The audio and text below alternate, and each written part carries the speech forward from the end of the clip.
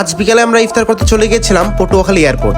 হ্যাঁ, পটুয়াখালী এয়ারপোর্ট এমন একটি জায়গা যেখানে কোনো বিমান ল্যান্ড করে না। তো ইফতারের কিছুক্ষণ আগে বনি ভাই এবং সুমন ভাই কল দিয়ে বললো আজকে সবাই মিলে একসাথে ইফতার করবো। তো যেই কথা সেই কাজ, আমরা সবাই মিলে চলে গেলাম এয়ারপোর্টে। স্টার্ট থেকেই ইফতারিগুলো কেনা হয়েছিল এবং আমরা এখানে দ্রুত বসে নিচ্ছিলাম কারণ ইফতারে বেশি সময় নাই। তো আজকে ইফতারে কিন্তু অনেক আইটেম ছিল, তার ভিতরে ছিল চিকেন শাসলিক, চিকেন রোল, পেঁয়াজু, বুটমুড়ি, বেগুনি এবং শরবত। ইয়া নবী সালাম আলাইকা, ইয়া রাসূল সালাম আলাইকা, ইয়া হাবিব সালাম আলাইকা, সালাওয়াতুল্লাহ আলাইকা।